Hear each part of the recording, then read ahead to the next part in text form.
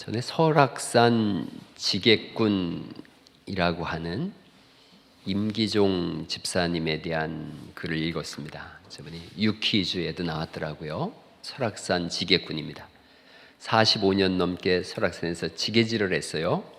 키가 작고 몸무게도 60kg가 안 됩니다. 16살 때 처음으로 지게질을 했어요. 지금까지 설악산에서 45년째 짐을 나르고 있어요.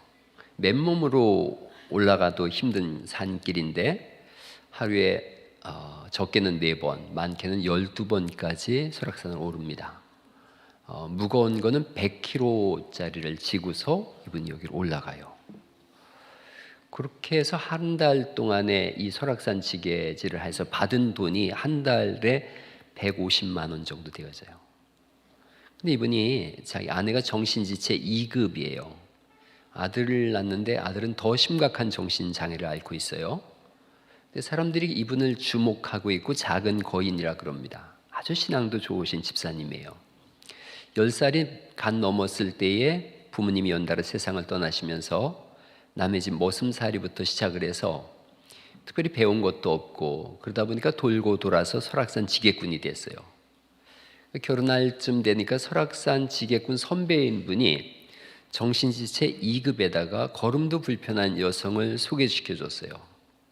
이분이 보니 마음에 안 들어요. 그런데 돌아서는데 이분이 이렇게 얘기를 한 거예요. 그녀를 처음 보는 순간에 어찌나 애처로웠던지요. 저런 몸이니 그동안 주위 사람들에게 얼마나 많은 구박을 받았을까 싶어서 따지지 않고 내가 돌봐줘야 되겠다는 생각이 들었습니다. 결혼을 했어요. 얼마 뒤 아이가 태어났는데 심각한 정신장애 증세를 보여요. 아이를 강릉에 있는 시설에다 맡기고 오는데 또 그런 마음이 든 거예요. 나만 편하려고 그랬다라는 죄책감이 든 거예요. 그 길로 과자 20만 원어치를 용달에 사서 거기다 싣고 가서 시설에 아이들 줍니다. 아이들이 너무너무 좋아하는 거예요. 아이는 데려오고 그때부터 이 시설에다가 아이들 돕는 일을 그렇게 했어요. 지금까지 몇 년 전인데 1억 원이 넘는 기부를 했습니다. 장애인 학교, 장애인 요양시설, 독거노인을 돌보는 일을 지금까지 하고 있어요. 근데 제가 이걸 읽으면서 가장 크게 와닿았던 부분은 그거예요. 그 여자분을 처음 보는 순간 얼마나 애처로웠던지요 하는 거예요. 얼마나 애처로웠던지요. 저런 몸이니 그동안 주위 사람들한테 얼마나 구박을 받았을까. 내가 돌봐줘야 되겠다. 애처로운 마음과 돌봄의 생각이 같이 들었어요. 어찌나 애처로웠던지 그 소리가 가장 크게 들렸어요. 그리스도인들에게 이 마음이 있지 않을까. 내가 이 복음을 전하지 않으면 저 사람은 영원히 죽는데, 내가 침묵하면 영원히 멸망하는데, 반대로 내가 전하기만 하면 저 영혼은 영원한 생명을 얻는데, 혹시 내가 만나는 그 사람을 하나님이 영혼 구원하라고 만나게 하신 건 아닌가? 그 마음을 바라보는 애처로운 마음, 우리에게 필요한 게 그 마음이에요. 제가 목사하려는 사람들 또 목회자들한테 강의할 때 꼭 그 얘기를 합니다. 목사는 애처로운 마음이 있어야 된다고. 목사 CEO가 아니에요. 목사 목회한다고 CEO도 아니고 보스도 아니고 뛰어난 사람도 아니에요. 뭐 연예인도 아니에요. 인기에 영합할 일이 하나도 없어요. 그런데 한 가지 가져야 될 거 애처로운 마음이에요. 목사만 그런가? 그렇지 않아요. 모든 성도들의 마음속에는 이 애처로운 마음이 있어야 되는 줄 믿습니다. 영혼을 바라보면서 애처롭다. 내가 복음을 전하기만 하면 되는데, 이걸 구령의 열정이라 그래요. 구한다, 영혼을 구한다. 그래서 구령이라 그래요. 구령의 열정, 영혼 구원에 대한 열정이에요. 우리가 읽은 10장은 이 부분을 다시 우리에게 크게 말씀하고 있어요. 그동안 요한계시록을 우리가 지금까지 읽으면서 예수님 재림 전에 일어나야 될 지구촌의 상황에 대해서 계속 말씀을 드렸어요.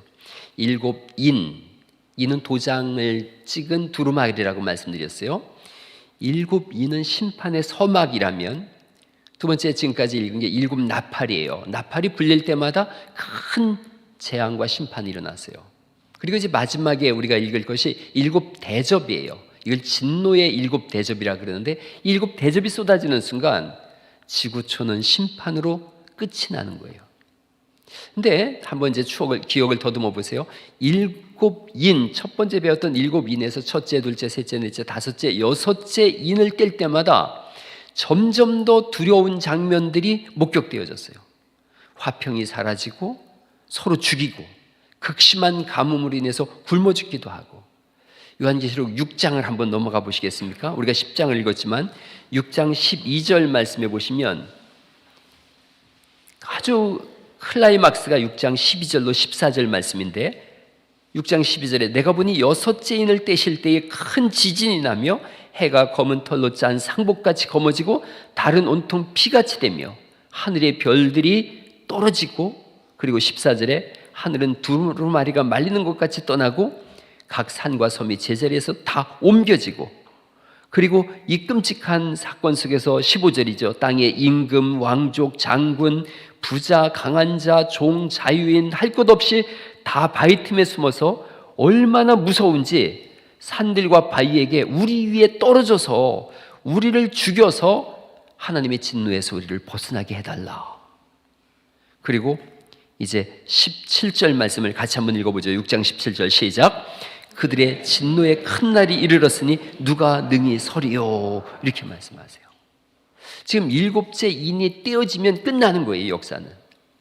그 사이에 여섯째 인이 떼어지고 누가 능히 서리요. 일곱째 인이 떼어지면 다 예수 없는 사람들은 멸망하는데 누가 능히 서리요 라고 하는 그 시점에 삽입장으로 7장이 들어왔어요. 그 7장에서는 그 유명한 14만 4천 명이 나온다고 말씀드렸어요. 하나님께서 도장을 찍어서 너는 내 것이다 라고 한 그 14만 4천, 구약과 신약의 구원받은 백성들, 이들만이 하나님 앞에 선다라고 하는 말씀이었어요.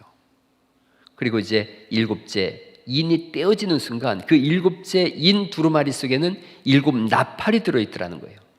그래서 일곱 나팔 중에서 8장부터 9장의 내용이었는데, 나팔이 불려질 때마다, 나팔은 경고의 소리인데 나팔이 불려질 때마다 8장 9장에 피 섞인 우박과 불이 지구에 떨어져서 3분의 1을 다 태워버리고 해와 달과 별이 어두워지고 세상이 캄캄해지고, 지난주에 읽었죠. 무정행에서 끝도 알 수 없는 갱도에서 황충 모습을 한 마귀가 튀어나와서 사람을 해치는데 죽고 싶어도 죽음이 피했다. 그리고 이제 여섯 번째 천사가 나팔을 불자 지구의 3분의 1을 죽이기로 작정된 마병대들이 2만 만이라 그랬으니까 2만 만이니까 2억 명의 마병대들, 이건 꼭 2억이라는 숫자가 아니라 수없이 많은 마병대들이, 사람 죽이기로 작정된 자들이 거기서 지금 준비하고 있다는 거죠.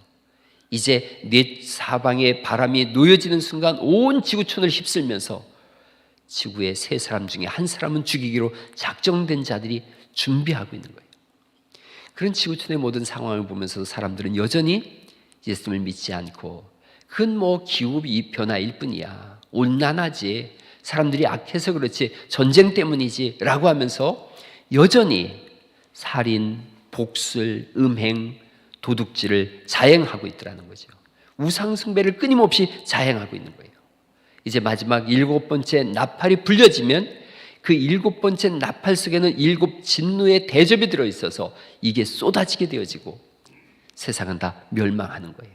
천국과 지옥으로 구분되어져서 예수님 믿는 사람은 영원한 천국으로, 믿지 않는 사람들은 하나님의 진노에서 지옥으로 떨어질 것을 성경은 말씀하세요. 그런데 이 절체절명의 순간, 여섯 번째 나팔이 울려 퍼지고 이제 마지막 일곱 번째 나팔이 울려 퍼지려고 하는 이 절체절명의 순간에 또 한 번 삽입장이 등장해요.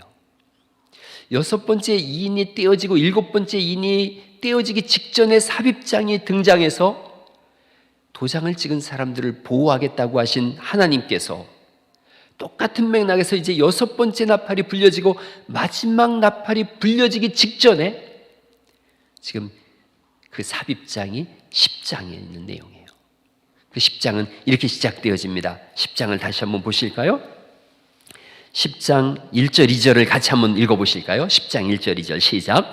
내가 또 보니 힘센 다른 천사가 구름을 입고 하늘에서 내려오는데 그 머리 위에 무지개가 있고 그 얼굴은 해 같고 그 발은 불기둥 같으며 그 손에는 펴놓인 작은 두루마리를 들고 그 오른발은 바다와 왼발은 땅을 밟고 있는 분이에요. 이분이 누군가를 두 가지로 해석합니다. 그리스도로 해석하는 부분이 있어요. 그리스도 해석할 때는 구름을 입고 하나님의 임재를 상징하거든요. 머리 위에 무지개가 있다. 요한계시록 4장 3절에 하나님의 보좌에 무지개와 동일한 내용이에요. 얼굴은 해 같고 발은 불기둥 같고, 요한계시록 1장 15절에 있는 내용을 그대로 썼어요. 그리스도 예수님이시다. 두루마리를 여셨다. 두루마리를 여실 수 있는 분은 예수님밖에 없어요. 또 바다와 하늘을 땅을 딛고 서 있다. 통치의 상징이에요. 예수님으로 보는 해석이 있는가 하면, 또는 다른 천사라고 명령했으니까 예수님께서 고난을 위임한 어떤 천사라고 하지 않겠느냐라고 두 가지 해석이 있어요. 근데 천사인가 예수님인가 우리는 잘 몰라요. 하나님의 비밀에 대해서 아는 것보다 모르는 것이 훨씬 많아요. 예를 들어서 10장 3절에 보면 이런 말씀이 있어요. 사자가 부르짖는 것 같이 큰 소리로 외치니 그가 외칠 때에 7 우레가 소리를 내어서 말하는 거예요. 근데 소리를 내서 말할 때에 4절 말씀 읽어볼까요? 4절 시작. 7 우레가 말을 할 때에 내가 기록하려고 하다가 곧 들으니 하늘에서 소리가 나서 말하기를 7 우레가 말한 것을 인봉하고 기록하지 말라. 이렇게 말씀하세요. 7 우레가 말한 걸 인봉해라. 다시 묶어라. 기록하지 마라. 우리가 하나님이 하시는 일들에 대해서 잘 모르는 때가 더 많습니다. 모르는 것이 훨씬 많아요. 그러나 우리가 믿음으로 순종해야 될 것은 하나님의 비밀을 내가 얼만큼 안다는 것이 아니라 비밀 속에서도 하나님을 신뢰하는 것인 줄 믿습니다. 우리는 하나님을 신뢰하는 거예요. 철저히 하나님을 신뢰하는 거예요. 하나님의 뜻을 우리가 어디까지 아느냐보다 더 중요한 것은 하나님을 신뢰함에 있어요. 신뢰라는 건 하나님의 존재를 단순히 인정한다, 내가 지식적으로 인정한다, 이런 것이 아니라 하나님의 성품과 하나님의 약속과 하나님의 구원의 모든 과정을 신뢰하는 거예요. 다 알지 못해도 하나님의 신실하심, 언약을 끝까지 이루어 가시는 그 약속을 우리가 믿어가는 거예요. 여러분, 성경에 나와 있는 아주 중요한 두 단어를 말씀드린다 그러면 믿음과 사랑이라고 말씀드릴 수 있어요. 근데 믿음과 사랑을 히브리어로 이렇게 써요. 에무나. 이걸 믿음, 충성 이런 뜻이고, 헤세드, 인애, 사랑 이렇게 표현해요. 믿음과 사랑, 에무나, 헤세드. 한번 해보시겠어요? 시작. 에무나, 헤세드. 구약의 가장 중요한 단어예요. 에무나는 제가 지난주에 말씀드렸어요. 믿음 계약이라고. 저는 주님을 믿습니다라고 믿음을 제가 고백하면 주께서 그 믿음을 확인하고 받아주시고, 그래 내가 나를 믿었으니, 내가 나를 받아들였으니 나도 너를 받아주겠다. 내 생명을 걸고 너를 지킬 것이고 내게 속한 모든 권위를, 권한과 이 하나님 나라에 속한 모든 것을 너에게 부여해 주겠다. 그게 믿음의 계약이에요. 동일하게 헤세드 계획도 마찬가지예요. 나는 생명을 걸고 주님을 사랑하겠습니다라고 헤세드에 고백을 해요. 그러면 주님도 말씀하세요. 그걸 확인하는 거예요. 사랑이 진짜인지 가짜인지 확인하세요. 아, 네가 나를 진짜 사랑하는구나. 내가 너의 사랑을 받겠다. 그리고 나도 생명을 걸고 너를 사랑하겠다. 믿음과 사랑 계약이 하나님과 우리 사이에 맺어지는 것, 그게 신앙인 줄 믿습니다. 그래서 에무나와 헤세드의 계약이 하나님 앞에서 이루어지는 거예요. 이걸 가장 잘 표현한, 하나님이 특별히 우리의 믿음과 사랑을 받아주시고 나도 그렇게 할게 라고 하는 이것을 가장 잘 표현한 복음성가가 있어요. 이거예요. 하나님 한 번도 나를 실망시킨 적 없으시고 언제나 공평과 은혜로 나를 지키셨네. 그 다음이 오 신실하신 주. 이 신실이 에무나예요. 에무나. 오 신실하신 주, 내 너를 떠나지도 않으리라, 내 너를 버리지도 않으리라. 약속하셨던 주님, 그 약속을 지키사 이후로도 영원토록 나를 지키시리라 확신하네. 지나온 모든 세월들 돌아보아도 그 어느 것 하나 주의 손길 안 미친 것 전혀 없네. 오 신실하신 주. 같이 한번 읽어볼까요? 시작. 오 신실하신 주, 오 신실하신 주, 내 너를 떠나지도 않으리라. 내 너를 버리지도 않으리라. 약속하셨던 주님, 그 약속을 지키사 이후로도 영원토록 나를 지키시리라 확신하네. 아멘. 이게 에무나와 헤세드의 약속이에요. 다윗은 하나님의 신실하심을 이렇게 고백합니다. 하나님, 나의 하나님, 하나님의 신실하심과 그 약속을 내가 믿습니다 라고 해요. 성경은 또 끊임없이 이런 고백을 해요. 신명기 31장 6절에도 이런 말씀이 있어요. 히브리서 13장 5절과 같이 한번 읽어보겠습니다. 시작. 너희는 강하고 담대하라. 두려워하지 말라. 네 하나님 여호와 그가 네 앞에서 가시며 너를 떠나지 아니하시며 버리지 아니하시리라. 히브리서 그가 친히 말씀하시기를 내가 결코 너희를 버리지 아니하고 너희를 떠나지 아니하리라 하셨느니라. 아멘. 지나온 모든 세월들 돌아보아도 그 어느 것 하나 주의 손길 안 미친 것 전혀 없네. 그 하나님에 대해서 우리가 끝까지 몰라도, 완전히 몰라도 지금도 내 손을 붙잡고 계시고 내 걸음걸음을 이끌어 가시고 내가 너를 사랑한다, 내 생명으로 너를 보호하고 있고 내게 속한 모든 것을 너에게 주겠다고 하시는 그 약속은 변함이 없음을 믿으시기 바랍니다. 지금 천사가 그런데 이 모든 시간 속에 천사가 그런데 이렇게 얘기하고 있어요. 10장 6절 말씀을 같이 한번 읽어볼까요? 10장 6절 시작. 세세토록 살아계시니 곧 하늘과 그 가운데 있는 물건이며 땅과 그 가운데 있는 물건이며 바다와 그 가운데 있는 물건을 창조하신 이를 가리켜 맹세하여 이르시되 지체하지 아니하리니, 이렇게 말씀하고 있어요. 그 하나님의 에무나와 헤세드를 들었는데 그 사랑과 그 믿음, 우리를 보호하심, 우리의 생명을 이끌어 가심을 우리가 알고 있는데, 그런데 천지 만물을 지으신 하나님 앞에서 천사가 갑자기 반전이 일어나요. 분위기에 반전이 일어나는데 지체하지 아니하리니 라고 말씀하세요. 이것은 심판의 유예의 시간이 끝났다, 이런 뜻이에요. 하나님의 구원의 손길이 여기까지다 라고 하는 거예요. 그 시간의 한계성을 두는 거예요. 더 이상 시간이 없다, 그 한계성을 두고 있어요. 여러분, 주님이 그걸 말씀하는 거예요.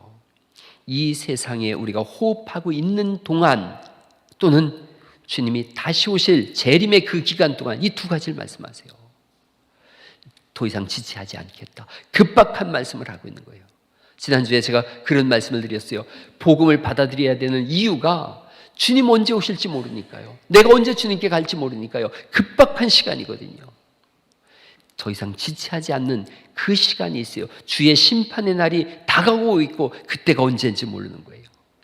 여러분, 구원의 손길을 외면하는 은혜가 외면하지 않기를 예수의 이름으로 축원합니다. 믿음과 사랑을 주님께 철저히 드리는 거예요. 삶의 모든 계획을 철저히 주님 중심으로 세워가는 거예요. 저는 이 설교를 준비하면서 이게 목사의 애처로움이구나 생각했어요. 애처로움이구나.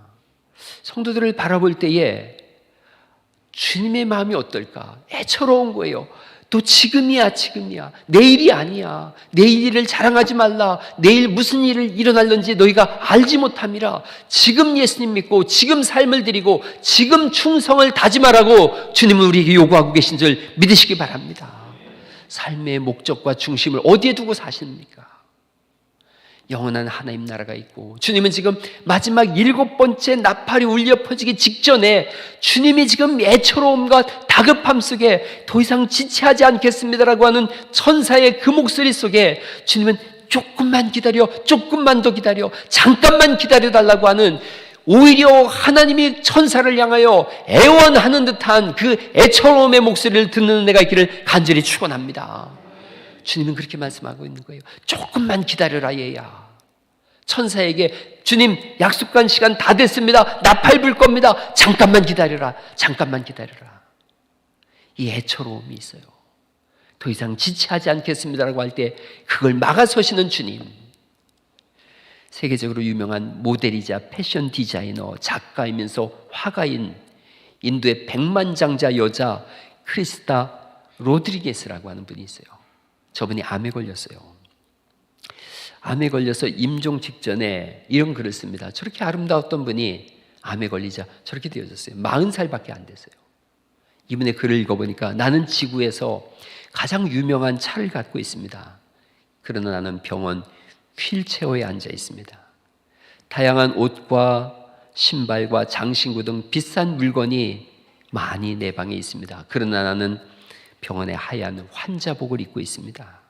은행에 너무나 많은 돈을 쌓아두었습니다. 그러나 그 돈이 내 병을 고치지 못합니다.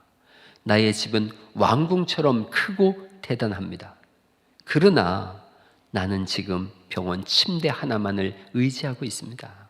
나는 별 5개짜리 호텔을 바꿔가며 머물렀습니다.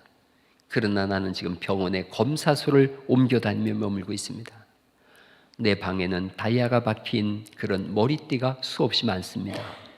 그러나 그 머리띠를 쓸 머리카락이 없습니다.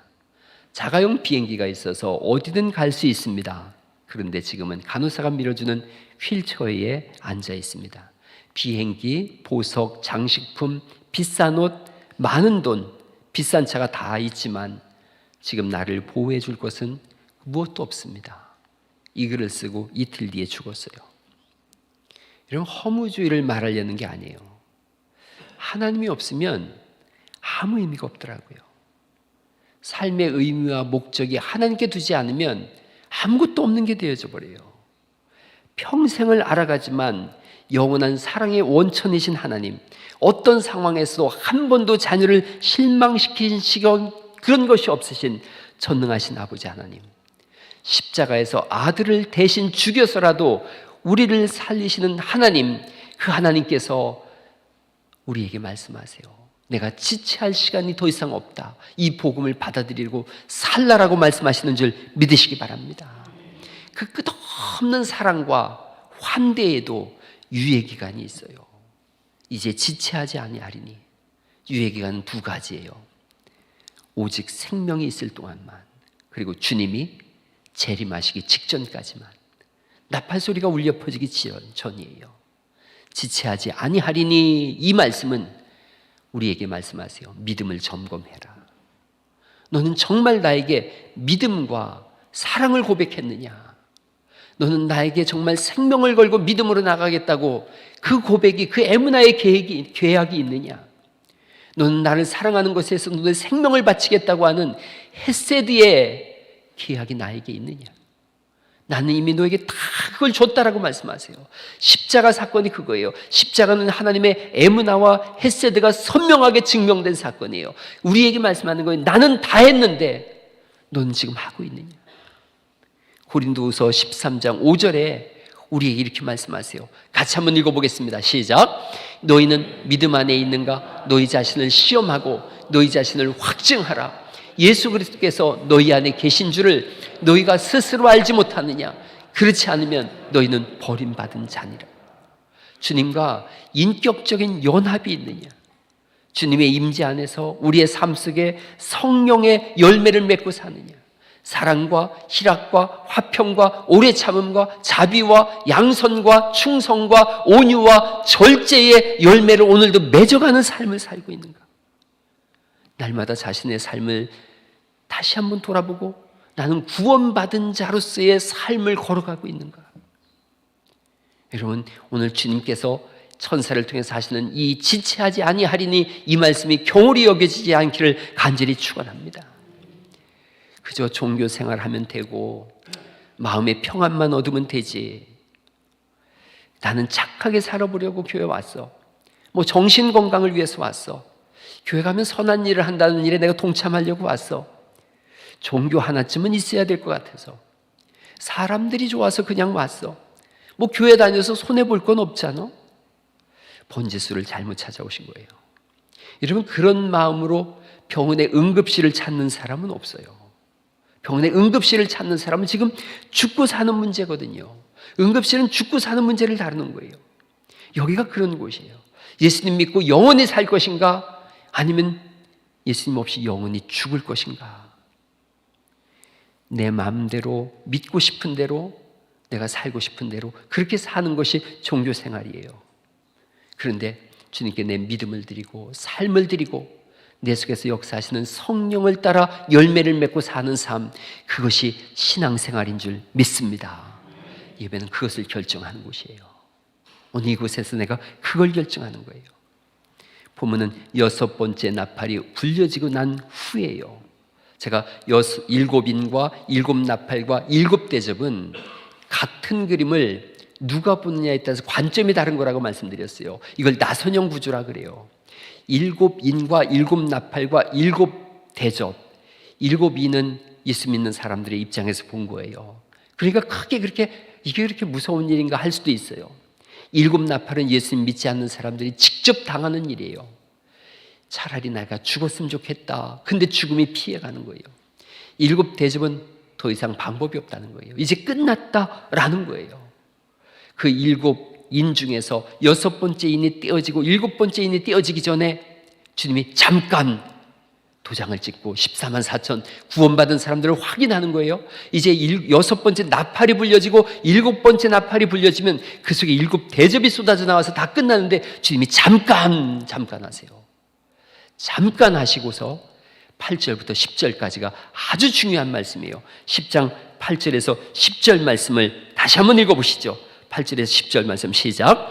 하늘에서 나서 내게 들리던 음성이 또 내게 말하여 이르되 내가 가서 바다와 땅을 밟고 서 있는 천사의 손에 펴놓인 두루마리를 가지라 하기로 내가 천사에게 나아가 작은 두루마리를 달라 한즉 천사가 이르되 갖다 먹어버리라. 내 배에는 쓰나 내 입에는 꿀같이 달리라 하거늘 내가 천사의 손에서 작은 두루마리를 갖다 먹어버리니 내 입에는 내 배에서 쓰게 되더라. 11절 말씀 제가 읽어볼게요. 그가 내게 말하기를 내가 많은 백성과 나라와 방언과 임금에게 그 다음 같이 읽어보죠. 시작. 다시 예언하여야 하리라 하더라. 오늘 설교 제목이 다시 예언하라라는 거예요. 두루마리를 먹었어요. 그랬더니 입에선 단데 배에서 쓰더라는 거예요. 두루마리가 뭔가 봤더니 펼쳐진 두루마리래요. 열려진 계시예요. 그리고 그것은 복음이라고 말씀하고 있고 7절에 보니까 하나님의 비밀이라고 말씀하세요. 하나님의 비밀은 복음이고 복음은 예수 그리스도인 줄 믿습니다. 성경에서 가장 큰 비밀은 오직 한 분 예수 그리스도이세요. 우리가 예레미야서 33장 3절을 외우세요.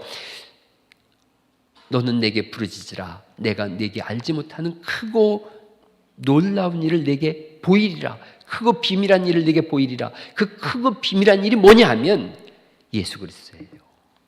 기도할 때 선명하게 드러나는 분이 누군가? 예수님이세요. 하나님의 비밀이 뭔가? 예수님이세요. 복음이에요. 골로새서 1장 26절에는 이걸 선명하게 우리에게 알려주고 있어요.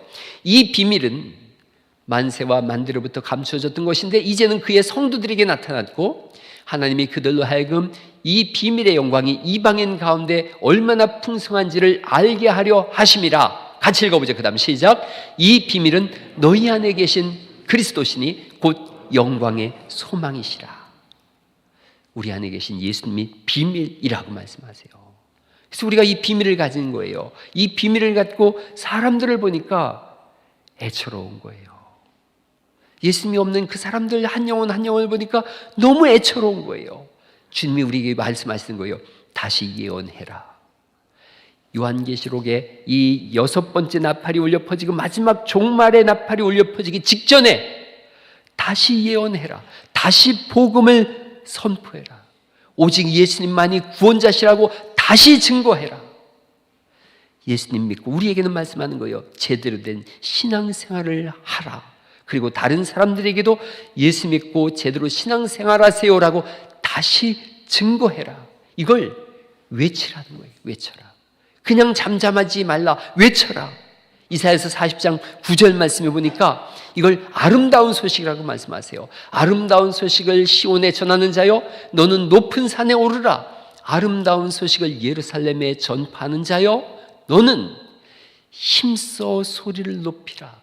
두려워하지 말고 소리를 높여 유다의 성읍에 이르기를 너희의 하나님을 보라. 외치라고 말씀하시는 줄 믿으시기 바랍니다. 이걸 외치라라고 말씀하는 거예요. 너희의 하나님을 보라. 이걸 외쳐라, 외쳐라. 소리를 높여라, 크게 외쳐라. 이사야서 52장 7절에도 똑같이 말씀하세요. 좋은 소식을 전하며 평화를 공포하며 복된 좋은 소식을 가져오며 구원을 공포하며 시온을 향하여 이르기를 외치라는 거예요. 내 하나님이 통치하신다. 할렐루야. 이걸 외치라라고 말씀하세요. 소리 질러라, 소리 질러라. 너희가 외치지 않으면 돌들이 소리 지를 것이다 라고 예수님 말씀하세요. 여러분, 예수님 믿고 구원받으시기를 간절히 축원합니다. 이걸 외치는 것은 영혼을 구원하는 거예요. 사람을 살리는 거예요. 숨어 살 일도 아니고 부끄러울 일도 아니에요. 응급실에서 의사가 막 심폐소생술을 해서 사람을 살렸어요. 그래놓고 의사가 아이고 이거 부끄러운 일인데 이렇게 하지 않습니다. 자랑스러운 일인 거예요. 대단한 일인 거예요. 이 세상 짧게 살다가는 영혼도 생명도 살리면 의사가 자랑스러워하고 집에 가서 사람들에게 얘기하지 않겠어요? 오늘도 죽던 사람 내가 살렸어. 그런데 우리가 영생을 얻게 하는 이 일을 하는 거거든요. 그래서 주님이 이렇게 말씀하시는 거예요. 땅끝까지가 이런 거예요. 11절 말씀을 다시 보시면 내가 많은 백성과 나라와 방언과 임금에게 온 천재 세상 만물에게, 세상 사람들에게 다시 예언해라. 다시 복음을 전해라. 오직 예수 그리스도 그분을 전해라. 이걸 말씀하세요. 적용점을 두 번째 가져간다면 입에는 단데 배에는 쓰다라고 말씀하세요. 이게 우리가 듣고 이 성경을 소리내서 읽기는 달달하지만 배에는 쓰다는 것은 소화시키기가 어렵다는 거예요. 이 말씀을 따라 사는 게 쉽지 않다는 거예요. 그래서 그런 말이 있지 않습니까? 성경에만 밑줄 치지 말고 삶에도 밑줄을 긋자. 할렐루야. 성경에 내가 은혜로운 말씀이라고 밑줄을 쳤다면 내가 이 말씀을 따라 산 내 삶에도 밑줄을 쳐서 성경과 삶이 일치되는 은혜가 있기를 간절히 축원합니다. 날마다 기도하는 거예요. 성령 하나님, 내가 오늘 이 말씀을 먹었습니다. 먹을 때 너무나 달콤했습니다. 그런데 이 삶을 내가 살아낼 수 있도록 내 속에서 역사하셔서 성령의 열매를 맺어감으로 내 인생에도 그 말씀이 밑줄되게 하여 주옵소서. 할렐루야. 구원에 관한 달콤한 말씀에만 밑줄이 쳐졌었다면 천둥처럼 울려 퍼지는 심판의 말씀에도 밑줄이 쳐지고 죄악을 떠나서 열매를 맺는 삶, 구원의 단맛과 함께 십자가를 함께 지고 가는 그런 인생을 살라고 우리에게 말씀하시는 줄 믿습니다. 두 가지 적용점을 말씀드렸어요. 복음을 외쳐라. 복음을 따라 살아라. 오늘 결론으로 1912년 4월 14일 11시 40분에 대서양을 전속력으로 달리던 타이타닉호가 큰 빙산과 충돌을 했습니다. 절대 가라앉지 않을 배라고 그들이 호언장담했는데 영국에서 미국으로 가는 첫 항해에서 2시간 20분 만에 완전히 가라앉았어요. 영하 2도의 바다에 1513명이 다 죽었어요. 1시간 20분 후에 배가 도착했어요. 캐포시아 원대, 여기서 705명을 구조했어요. 이 참사를 영화로 만든 것이 타이타닉이에요. 돌아와요. 나에게 복음을 전해주세요. 저 죽음의 바다에 누군가가 소리 지르는 그 소리를 들음, 그게 그리스도인이에요. 아무리 사랑해도 복음이 없으면 결국은 저 죽음의 바다에서 영원히 이별할 수밖에 없습니다. 우리가 전하는 그 복음이 한 사람을 영원히 살릴 수 있다면 오늘 애처로움으로 이 소리를 듣기를 간절히 바랍니다. 나에게 복음을 전해주세요. 나에게 예수님을 전해주세요. 나를 구원해주세요. 나에게야말로 진짜 예수님이 필요합니다. 달지만 쓴 복음의 길을 우리가 걸어가고 있어요. 마지막 나팔이 울리기 전에 주님이 다시 한번 말씀하십니다. 너는 그 말씀을 먹었느냐? 다시 예언하라. 이 음성을 들으시고 만나는 사람들마다 이 그리스도 예수님 생명의 주를 전하는 은혜가 있기를 간절히 축원합니다.